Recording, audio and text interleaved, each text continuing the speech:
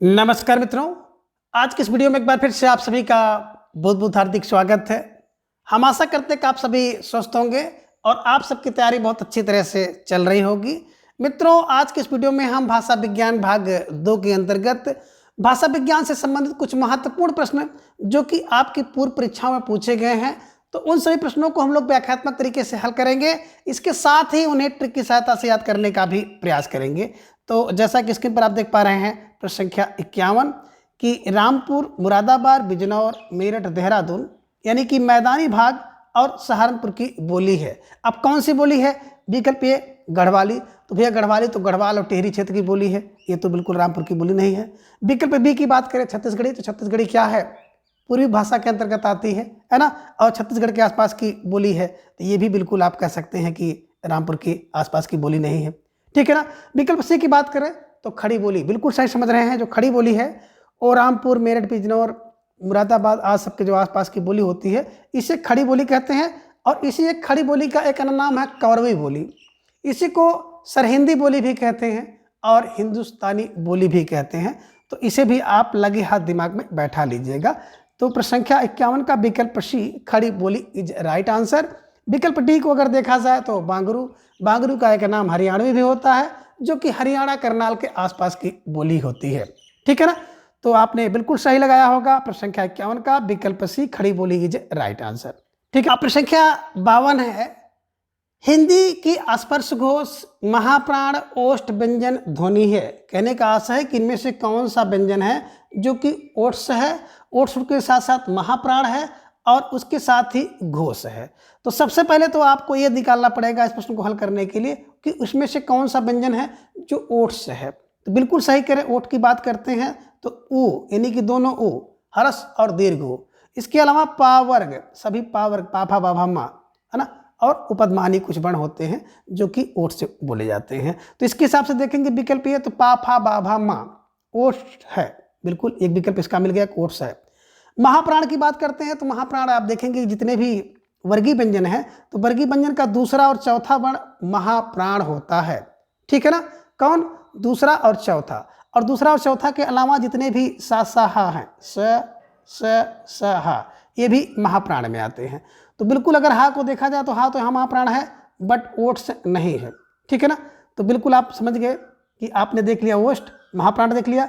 अब घोष की बात करते हैं तो घोष कौन होता है?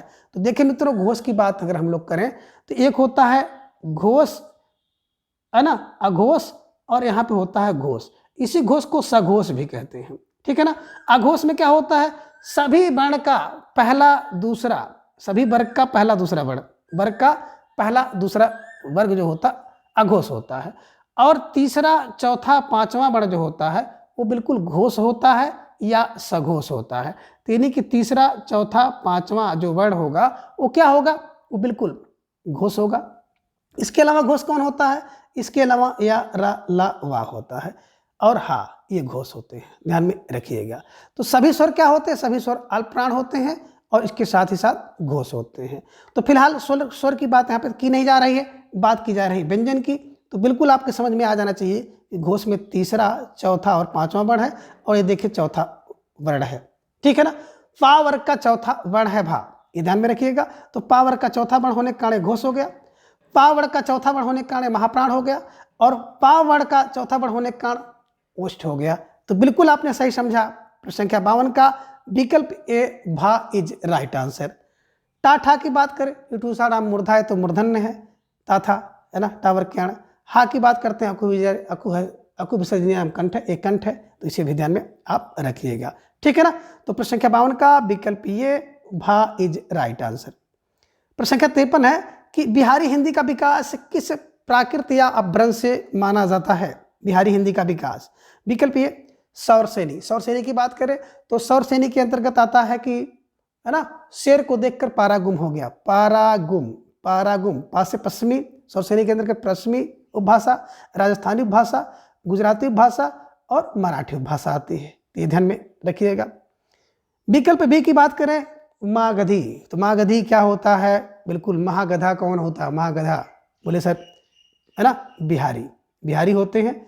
तो अब बीबी उड़ी, इसमें अगर देखा जाए मागधी के अंतर्गत तो बीबी उड़ी असमिया, बी बी उड़ी असमिया, यानी कि बिहारी, बंगला और उड़िया और असमिया। ठीक है ना। तो बिल्कुल महागधी कौन होगा, बोले बिहारी होता है। बिहारी का मतलब यह है कि इस ट्रिक की सहायता से आप इसको याद करिएगा कि महागधी कौन है, बोले सर बिहारी, महागधी, महागधी यानी कि मागधी। ठीक है ना। अब किसी की भावना को ठेस पहुंचाने का कोई उद्देश्य नहीं है, बस दिमाग में बैठ जाए, इसको सेट करिए, अपना प्रश्न सही करिए, सिलेक्शन लीजिए। ठीक है ना। तो बिल्कुल महागधी, बोले सर महागधी बिहारी, दिमाग में रखिएगा बिहारी। अर्ध मागधी यानी कि अर्धगधी कौन होता है, बोले सर अर्धगधी तो पूर्वी होता है। तो पूर्वी में की बात किया जाए, पूर्वी उपभाषा के अंतर्गत ABC, अवधी, बघेली, छत्तीसगढ़ी होता है। पैसाची, बोले सर पैसाची कौन होता है, तो बोले पैसाची का पंजा जो है लंधा होता है, लंधा यानी कि पंजाबी और लहंदा दो इसके अंतर्गत आते हैं। तो बिल्कुल आपने देखा कि शेर को देखकर पारा गुम हो गया, सेना का पारा गुम हो गया। तो पश्चिमी, राजस्थानी, गुजराती और मराठी। महागधी, बीबी उड़िया रमिया, बिहारी, बंगला, उड़िया, असमिया। अर्धमागधी की बात करें, अर्धमागधी अर्धगधी कौन होगा, बोले पूर्वी, पूर्वी में ABC, अवधी, बघेली, छत्तीसगढ़ी। और पैसाची, पैसाची का जो पंजा होता लहंदा होता, पंजाबी और लहंदा। तो बिल्कुल आपने सही समझा है कि बिहारी बोली की बात की जाए तो मागधी, अभ्रंश या प्रकृत इज राइट आंसर। ठीक है ना। तो प्रश्न संख्या 53 का विकल्प बी, मागधी कौन होता है, बोले बिहारी। इस ट्रिक से याद करिएगा। अर्धगधी पूर्वी होते हैं। ठीक है। और पूर्वी में ABC, अवधी, बघेली, छत्तीसगढ़ी। ठीक है। चलिए अब अगला प्रश्न संख्या 54 है, निम्नलिखित में कौन सा स्वर समृद्ध है। आप कह रहे हैं कि इनमें से कौन सा स्वर है जो कि समृद्ध है। समृद्ध की बात की जाए तो समृद्ध और विवृत के अनुसार दो प्रकार के स्वर होते हैं। एक होता है विवृत, विवृत माने खुला हुआ, और समृद्ध माने होता है बंद हुआ। तो विवृत की बात करें तो बिल्कुल विकल्प ये जो है आ है, ये विवृत होता है। जैसे जब आप डॉक्टर के यहाँ जाते हैं, डॉक्टर आपको कहते हैं कि आ कहो, यानी कि मुंह खुलवाने के लिए आ कहवाते हैं। तो जैसे आप दीर्घ आ कहेंगे आपका मुंह खुल जाता है, यानी कि आ जो होता है ये विवृत है। ठीक है ना। क्या है, विवृत है। अब आ विवृत हो गया तो इसके अलावा अर्ध विवृत की बात करें तो जो ह्रस्व आ है ये हो गया अर्ध विवृत। ठीक है ना।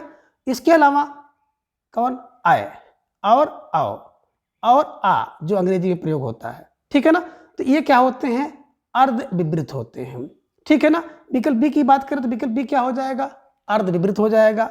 विकल्प डी भी आय है तो बिल्कुल अर्ध विवृत हो जाएगा। अब आते हैं हम लोग समृद्ध पर। तो समृद्ध कौन होता है, बोले समृद्ध तो ई और ऊ है। ई और ऊ, ई माने दोनों ई और ऊ माने दोनों ऊ, क्या है, समृद्ध है। ई और ऊ, ई और ऊ क्या है, बोले समृद्ध हैं। ठीक है ना। तो इस हिसाब से विकल्प सी जो है, ई जो है समृद्ध है। दोनों ई और ऊ, दोनों ऊ है ना, समृद्ध होते हैं। और जो बचा, क्या बचा, ए और ओ, ये क्या होते हैं, अर्ध समृद्ध, अर्ध समृद्ध। तो बिल्कुल प्रश्न संख्या 54 के हिसाब से अगर देखा जाए तो पूछ रहे हैं समृद्ध, तो बिल्कुल विकल्प सी, ई इज राइट आंसर। ई के अलावा बड़ी भी समृद्ध होता है, ऊ और ओ दोनों।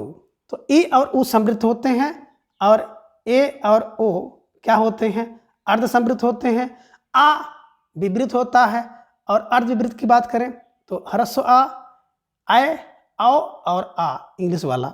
ठीक है ना, अर्ध विवृत होता है। तो इसे ध्यान में रख लीजिएगा। तो प्रश्न संख्या 54 का बिल्कुल आप सही समझे, विकल्प सी, ई इज राइट आंसर। प्रश्न संख्या 55 है कि हिंदी की मूर्धन्य ध्वनियां हैं।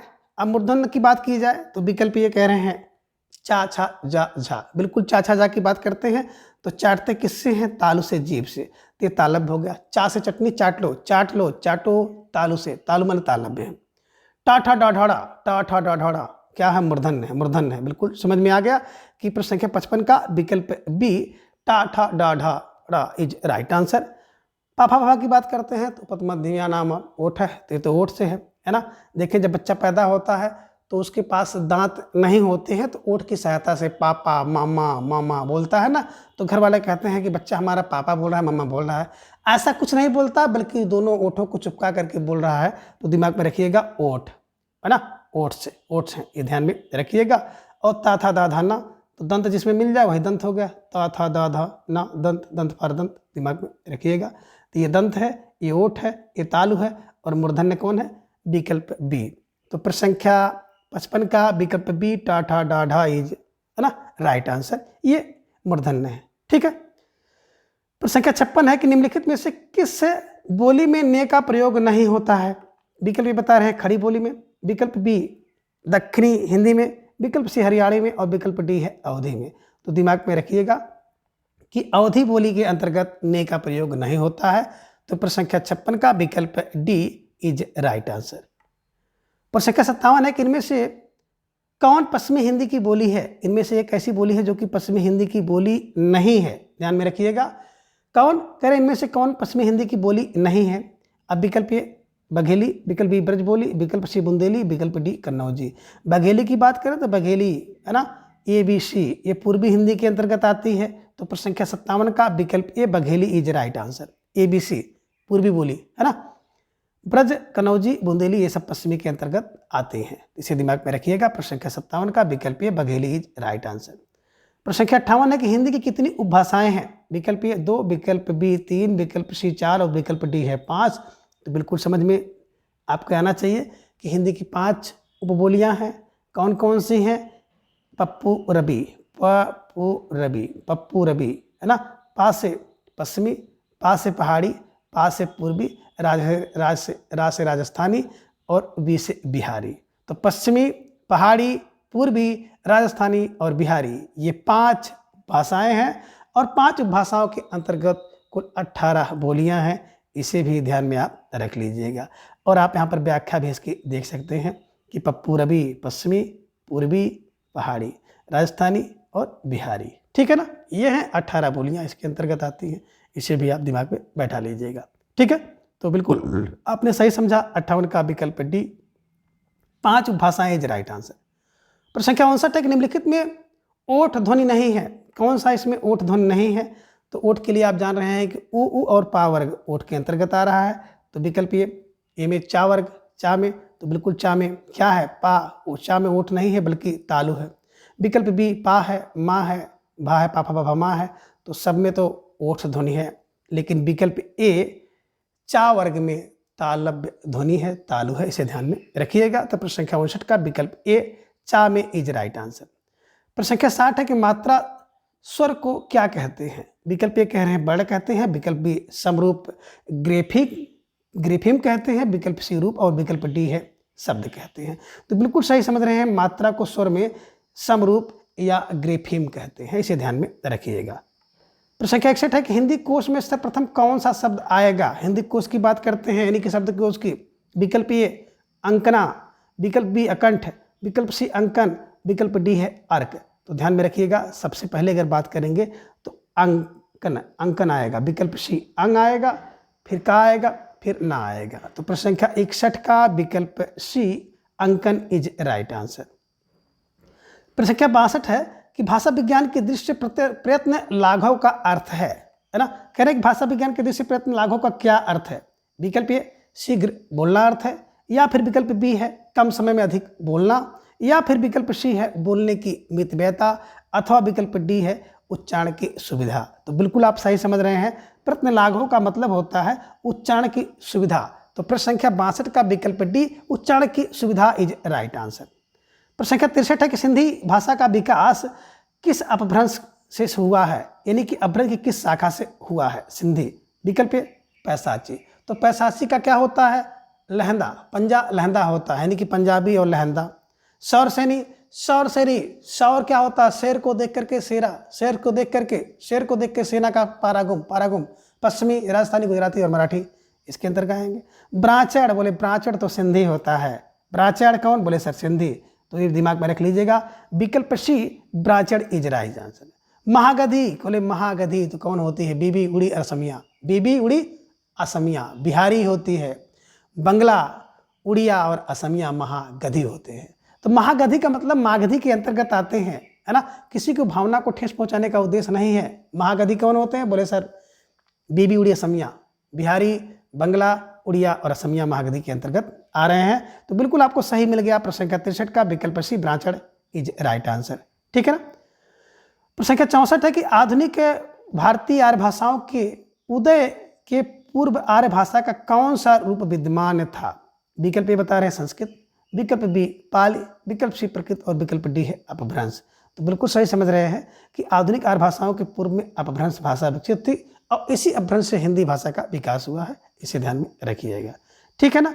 यहाँ पर एक चीज़ और देख लीजिएगा, प्राचीन आर्य भाषा 1500 ईस्वी पूर्व से 500 ईस्वी पूर्व, मध्यकालीन 500 ईस्वी पूर्व से 1000 ईस्वी तक, और आधुनिक 1000 ईस्वी से अब तक, इसे ध्यान में रखिएगा, जो आधुनिक भारतीय आर्य भाषा का टाइम है, समय है। ठीक है। प्रश्न संख्या 65 है कि मुस्लिम शासकों के भारत में न्यायालय, मुस्लिम शासकों के समय में, कह रहे हैं मुस्लिम शासकों के समय में भारत में न्यायालयों की भाषा कौन सी थी, यानी कि जब मुस्लिम शासक था तो उस समय भारत में न्यायालय की भाषा कौन सी थी। विकल्प ए उर्दू, विकल्प बी संस्कृत, विकल्प सी हिंदी, या फिर विकल्प डी अरबी फारसी। तो बिल्कुल समझ रहे हैं कि मुस्लिम शासक के समय में न्यायालय की जो भाषा थी वो कौन सी थी, बिल्कुल अरबी फारसी इज राइट आंसर। तो प्रश्न संख्या 65 का विकल्प डी अरबी फारसी इज राइट आंसर। ठीक है ना, ध्यान में रखिएगा। प्रश्न संख्या 66 है कि भारत की संपर्क भाषा कौन सी है। संपर्क भाषा की बात करें, विकल्प ए संस्कृत, विकल्प बी अंग्रेजी, विकल्प सी हिंदी, और विकल्प डी है उर्दू। तो बिल्कुल सही समझ रहे हैं, संपर्क की भाषा विकल्प सी हिंदी इज राइट आंसर।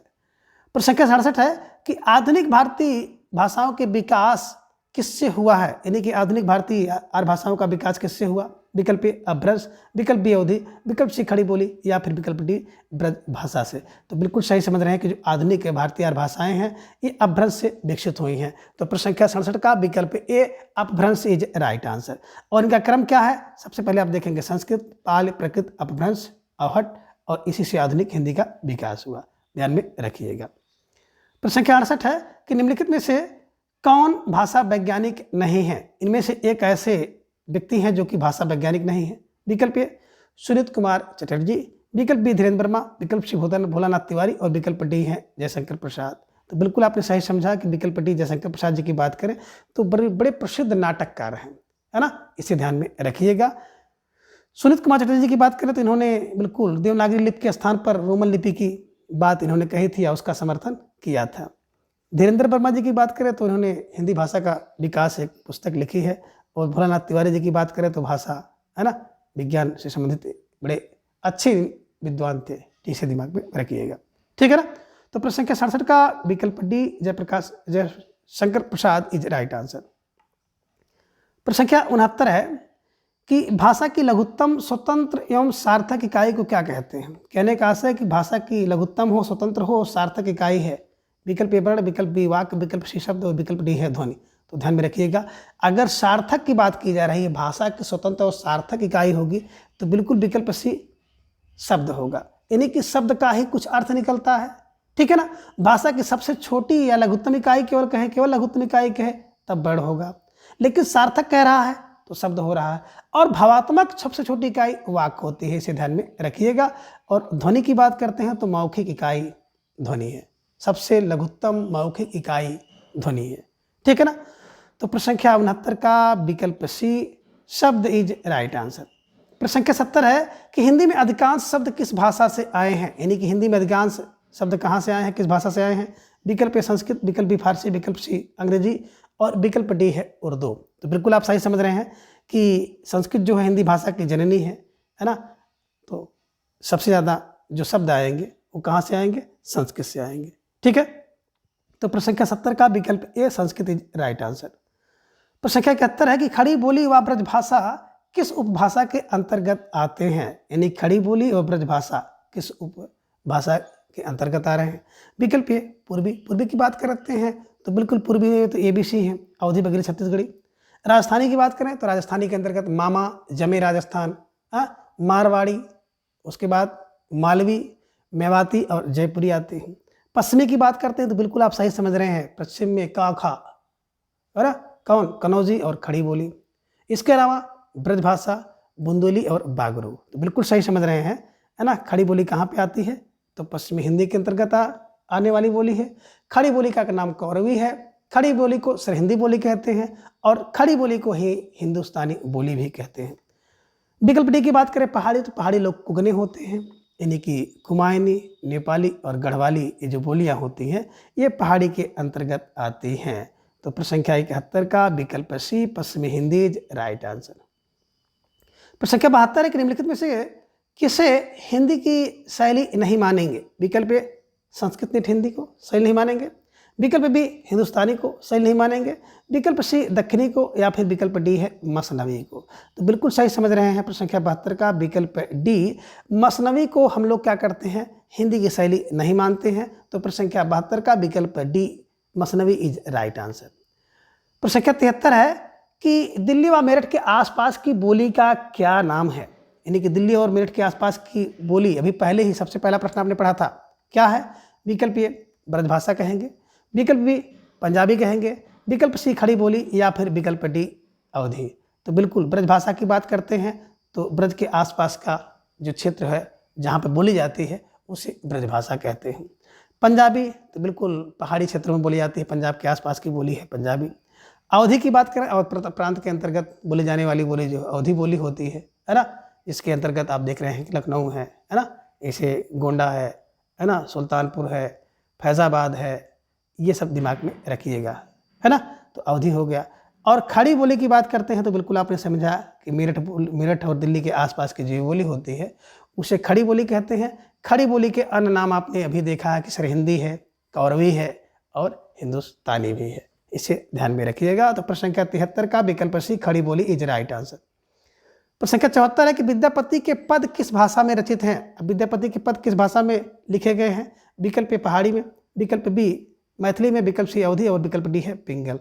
तो बिल्कुल सही समझ रहे हैं, मैथिली है ना, विद्यापति की बात करते हैं तो मैथिली, इसलिए इन्हें मैथिल कोकिल भी कहा जाता है। इनकी जो पदावली है ना, मैथिली भाषा में लिखी गई पदावली है, पदावली में राधा और कृष्ण के वर्णन किया गया है और उसी कारण इनको मैथिल कोकिली भी कहते हैं। तो ये दिमाग में रख लीजिएगा। तो प्रश्न संख्या 74 का विकल्प B Maithili is right answer.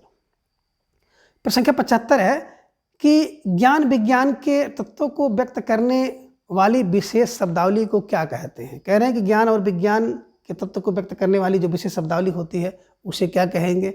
विकल्प ए कहते हैं उसे सामान्य शब्दावली कहेंगे, विकल्प बी कह रहे हैं साहित्यिक शब्दावली कहेंगे, विकल्प सी बोलचाल की शब्दावली कहेंगे, या फिर विकल्प डी है पारिभाषिक शब्दावली कहेंगे। तो बिल्कुल जो ज्ञान विज्ञान के तत्वों को व्यक्त करने वाली शब्दावली होती है विकल्प डी पारिभाषिक शब्दावली इज राइट आंसर। ठीक है। प्रश्न संख्या 76 है कि पारिभाषिक शब्दावली किसके लिए है, यानी कि पारिभाषिक जो शब्दावली होती है किसके लिए होती है। विकल्प ए कह रहे हैं छात्रों के लिए होती है, विकल्प बी कह रहे हैं कि जन साधारण के लिए होती है, विकल्प सी कह रहे हैं ज्ञान की किसी एक शाखा के जिज्ञासु के लिए होती है, और विकल्प डी है बहुसंख्यक व्यक्तियों के लिए होती है। तो देखिए जो पारिभाषिक के शब्दावली होती है वो विकल्प सी ज्ञान की किसी शाखा के जिज्ञासु के लिए होती है। तो आप कह सकते हैं कि जो जिज्ञासु लोग होते हैं उनके लिए पारिभाषिक शब्दावली का प्रयोग किया जाता है, ये पारिभाषिक शब्दावली उनके लिए होती है। तो प्रश्न संख्या 76 का विकल्प सी इज राइट आंसर। प्रश्न संख्या 77 है कि पारिभाषिक शब्दावली का निर्धारण कौन करता है। कहने का आशय है कि जो पारिभाषिक शब्दावली होती है उसको कौन निर्धारित करेगा। विकल्प ए भाषा वैज्ञानिक निर्धारित करेंगे, विकल्प बी राष्ट्रपति निर्धारित करेंगे, विकल्प सी कवि और साहित्यकार, या फिर विकल्प डी समाज निर्धारित करता है। तो देखिए जो पारिभाषिक शब्दावली है इसका निर्धारण विकल्प ए भाषा वैज्ञानिक इज राइट आंसर। ठीक है ना। जो पारिभाषिक शब्दावलियां हैं उसका निर्धारण भाषा वैज्ञानिक ही करते हैं। ठीक है। प्रश्न संख्या 78 है कि वैज्ञानिक शैली का तात्पर्य किस शैली से है, यानी कि जो वैज्ञानिक शैली है उसका तात्पर्य किस शैली से है। विकल्प बता रहे हैं आलंकारिक शैली से, विकल्प बी कह रहे हैं वस्तुनिष्ठ शैली से, विकल्प सी समास, या फिर विकल्प डी है लाक्षणिक शैली। तो बिल्कुल सही समझ रहे हैं कि जो वैज्ञानिक शैली है इसका जो तात्पर्य होता है विकल्प बी वस्तुनिष्ठ शैली इज राइट आंसर। ठीक है ना। तो जो वैज्ञानिक शैली होती है उसका अगर बात किया जाता है ना तो उसका तात्पर्य होता है वस्तुनिष्ठ शैली इज राइट आंसर। प्रश्न संख्या 79 है कि निम्नलिखित में से जो कथन उचित नहीं है उसे छांटिए, यानी कि इनमें से कथन जो है उचित नहीं है, सही नहीं है, उसको अलग करना है। विकल्प यह है कि एक भाषा में प्रकट किए गए भाव और विचारों को दूसरी भाषा में प्रकट करना अनुवाद कहलाता है। तो बिल्कुल सही है। विकल्प भी बता रहे हैं कि अनुवाद के लिए केवल किसी एक भाषा का ज्ञान पर्याप्त है। ये दिमाग में रखिएगा। विकल्प बी अगर हम लोग देखें मोटा मोटा तो ये ज़रूरी नहीं है कि अनुवाद के लिए एक भाषा का अगर आपको नॉलेज है दूसरी भाषा का नहीं है तो कैसे उसका अनुवाद कर पाएंगे। तो बिल्कुल यही गलत दिख रहा है। ठीक है ना। विकल्प सी बता रहे हैं कि जिस भाषा से अनुवाद किया जाता है उसे स्रोत भाषा, और जिस भाषा में किया जाता है उसे लक्ष्य भाषा कहा जाता है। बिल्कुल सही। विकल्प डी है कि अनुवाद शब्द अंग्रेजी के ट्रांसलेशन का पर्याय है। तो बिल्कुल आपने यहाँ पे सही चीज़ देख लिया है ना।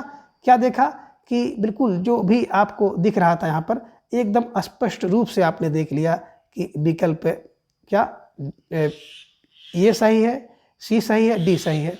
लेकिन विकल्प बी कि अनुवाद के लिए केवल एक ही भाषा का ज्ञान होना जरूरी नहीं है ना, इसे ध्यान में रखिएगा।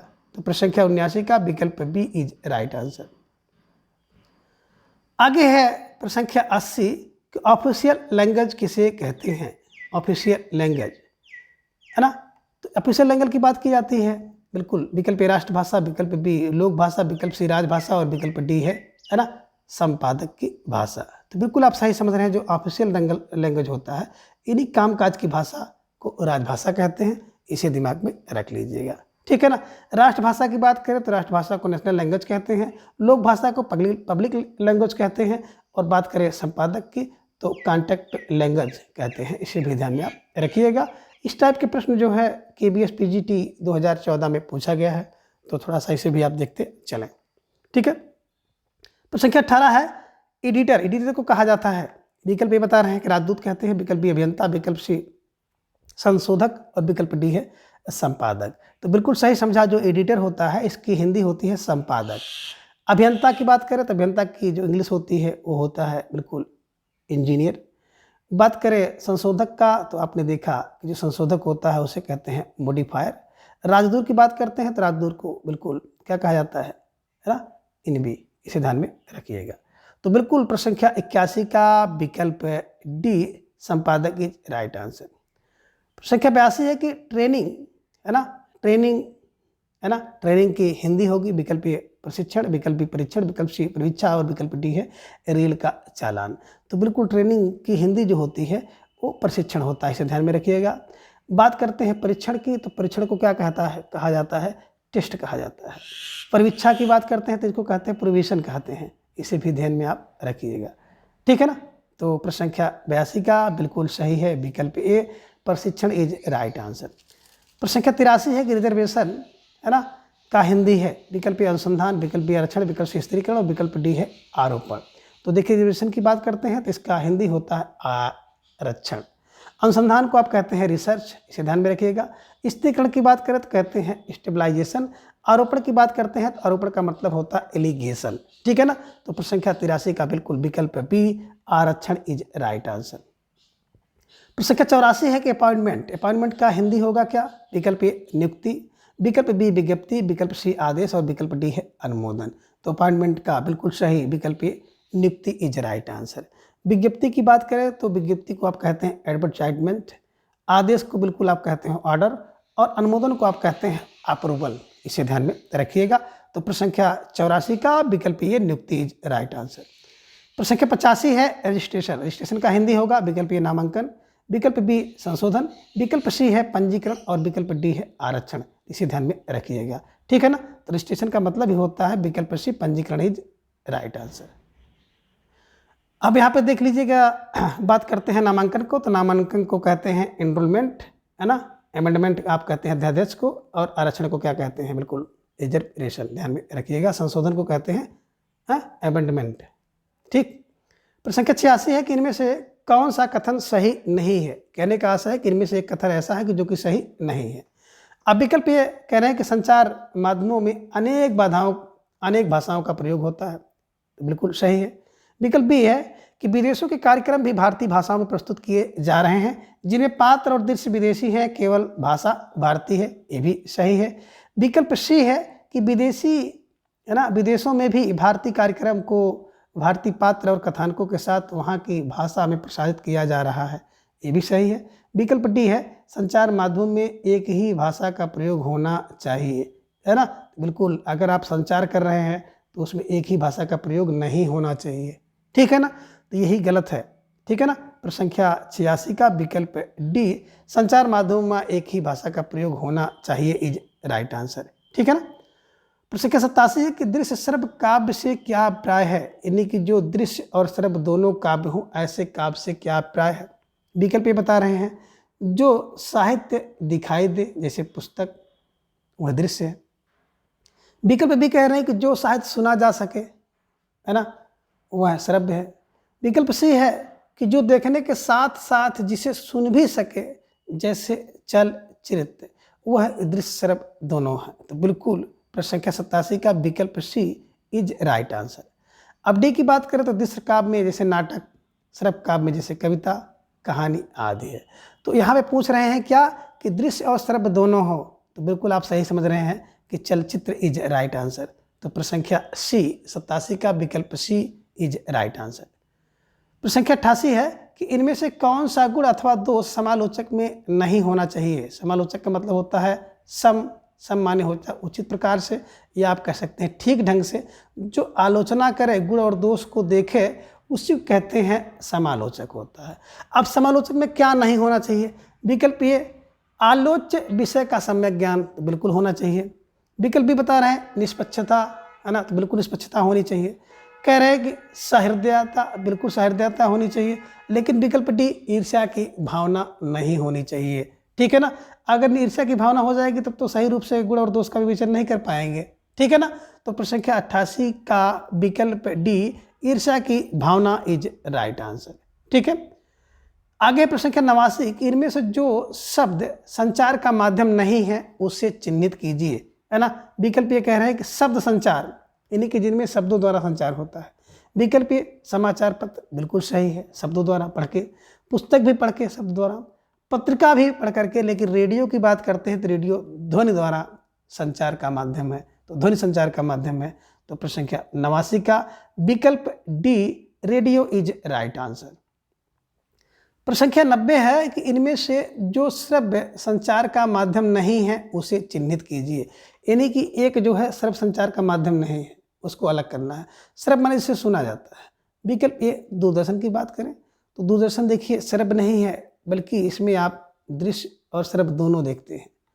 टेप से सुनते हैं, टेप रिकॉर्डर से, कैसेट से सुनते हैं, रेडियो से सुनते हैं, ठीक है ना। तो बिल्कुल बी सी डी ये तो क्या है, श्रव्य है, लेकिन दूरदर्शन जो है वो श्रव्य दृश्य दोनों है।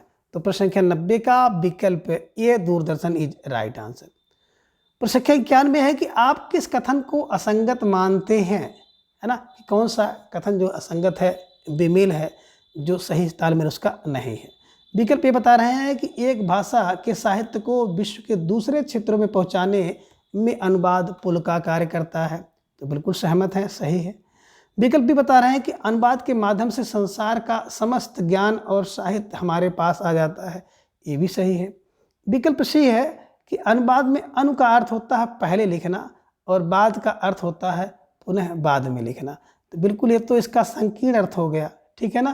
तो बिल्कुल प्रश्न संख्या 91 का विकल्प सी जो है ये संगत नहीं है, तो इसलिए 91 का विकल्प सी इज राइट आंसर।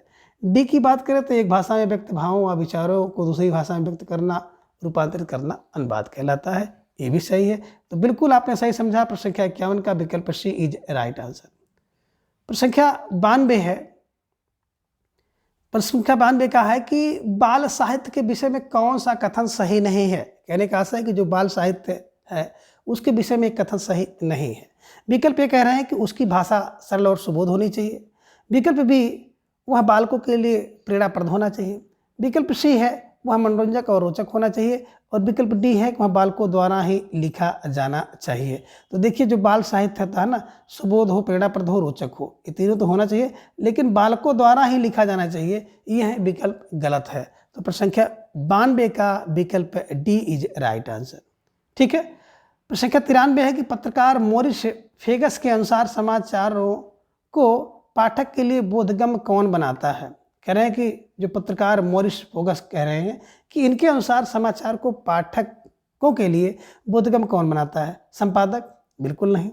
बात कर रहे हैं संवाददाता, तो बिल्कुल सही है कि जो पाठक को बोधगम्य बनाता है। आप कब देखे होंगे जो संवाददाता होता है वो मिर्च मसाला लगा करके किस तरह से अपनी जो सूचना है, जो खबर है, समाचार है, उसको प्रस्तुत करता है।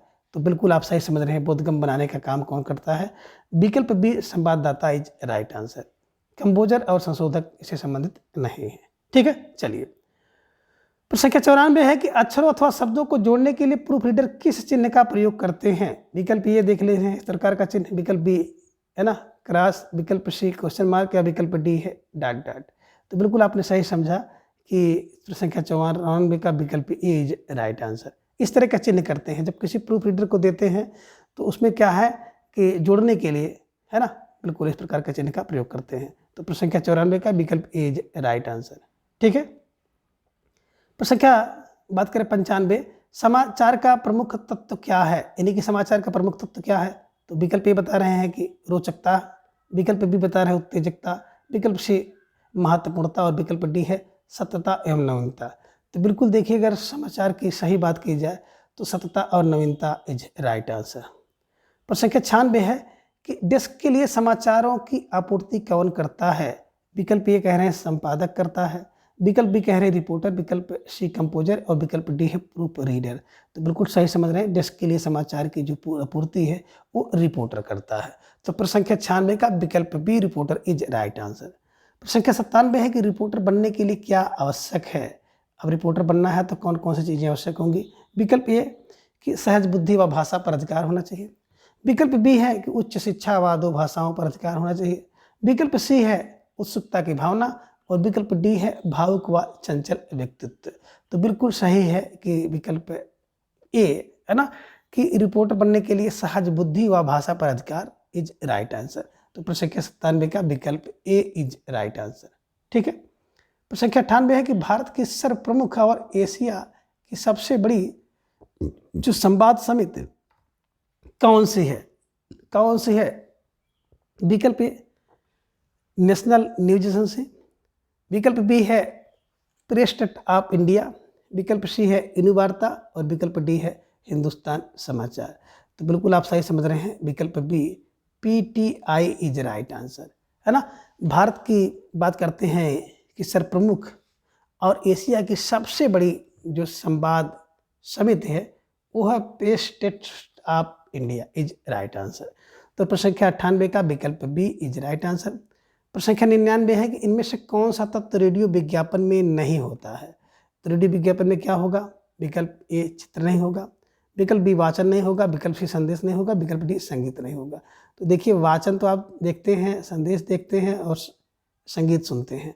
तो रेडियो में क्या वाचन, संगीत, संदेश होता है, लेकिन चित्र नहीं होता है। तो प्रश्न संख्या 99 का विकल्प ए चित्र इज राइट आंसर।